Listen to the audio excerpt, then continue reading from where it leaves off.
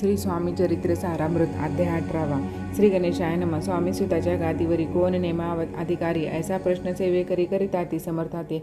तेव्हा बोलले समर्थ, सेवेकरी असती सांप्रत, परी एकही मजला त्यात योग्य कोणी दिसेना।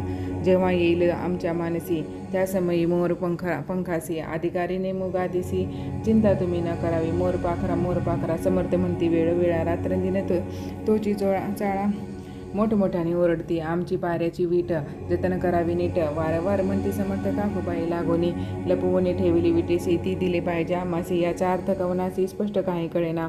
असो स्वामी सुताचा प्रांता कोकणात राहत होता। स्वामी सुत मृत्यू पावत वर्तमान कळले त्या, तो केवळ अज्ञान दाता त्याचे अभिनाम, त्याचे शरीर असमाधान कृश होत चाललेला। काकूबाईने तयासी आणविले आपणापासी, एके दिवशी समर्थासी दादा प्रती दाखविले। समर्थ बोलले, बाईसी 4 वेळा जीव घालियासी, आरोग्य होईल बाळासी, चिंता मानसी करू नको।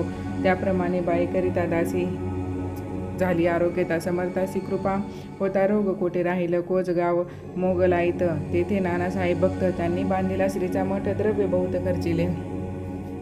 श्रीची आज्ञा घेऊन सत्यपादुका स्थापाव्या मठात, या कारणे अक्कलकोटी येत दर्शन घेते समर्थांचे। ते म्हणती, काकूबाईसी पादुका स्थापन करायासी, तुम्ही पाठवा दादासी सगमागमे आमच्या।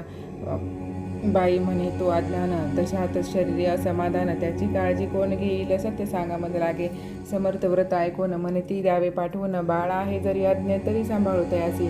समर्थ पुनश्च बाईसी बोलले, त्यात तुमचे काय केले, आम्हासी दिसेल जे भले तेच आम्ही करू की। शेवटी मंडळी सांगती, दादासी पाठविले की जे प्रति पादुका स्थापन झाल्यावरती दादा आला परतोनी। पुढे सेवकऱ्या सांगती, त्यासी मुंबईस पाठविती, ब्रह्मचारासी आज्ञा करीती, यासी स्थापा गादीवरी, दादासी करुणी गोसावी, मुंबईची गादी चालवावी। स्वामी सुताची यास द्यावी कपणी जोडी निशान, ब्रह्मचारी दादासी उपदेशिती, दिवसनिशी गोसावी होऊन गादीशी चालवावे आपण। दादा जरी अज्ञान होता तरी ऐसा गोष्टी करिता, नकार म्हणेची सर्वथा न रुची चित्ता तयाची। या परी ब्रह्मचार्यांनी पाहिली खटपट करून, शेवटी दादासी मुंबईहून अक्कलकोटा पाठविले। समर्थ ऐशा समयासी आज्ञा केली भुजंगासी, घेऊन माझ्या पादुकासी मस्तकी ठेव दादाच्या। मोर्चेला आणून सत्वरी धरा म्हणती त्यावरी, आज्ञेप्रमाणे सेवेकरी करिता ती तैसची। श्रीच्या पादुका शिरी पडता उपरती पादुका स्पर्श करून, झाले तात्काळ ब्रह्मज्ञान, काय धन्यता वर्णावी। असो दादाची पाहुणे व्रती काकूबाई दचकली चिंती, म्हणे समर्थ दादा प्रति वेळ खचित लाविले। ती म्हणे ती समर्था, आपण हे काय करीत, दादाची या शिरी ठेवता पादुका काय म्हणून। समर्थ बोलले, ती असी जे बरे वाटेले आम्हासी, तेचे करू या समयासी, व्यर्थ बडबड नको। काकूबाई बोले वचन, एकासी गोसावी बनवून टाकेला आपण मारून, इतकेची पुरे झाले। ऐकून आयशा वचनाला समर्थासी क्रोध आला, घाला म्हणती बाईला खेडा माझी सत्वर। काकूबाईने आकांतक करुणी मांडला अनर्थ, नाना अपशब्द बोलत भाळ पिटीत स्वहस्ते। परी समर्थे त्या समयी लक्ष तिकडे दिले नाही, दादासी बनविले गोसावी, कफनी झोळी अर्पली। दुसरे दिवशी दादासी समर्थ पाठविले भिक्षेसी, ते पाहुणे काकूबाईचे दुःख झाले अपार।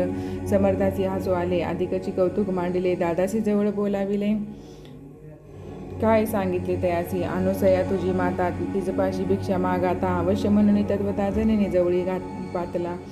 ऐसे बाईने पाहुणे क्रोधाविष्ट अंतकरणी, म्हणून तुझी हे करणे लोक अपिवादय कारण।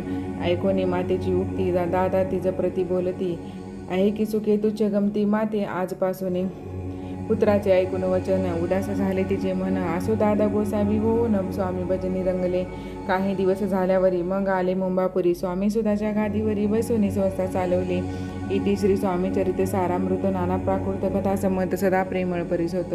अष्टोदशोऽध्याय गौडः। श्रीरस्तु शुभं भवतु। श्री स्वामी समर्थ।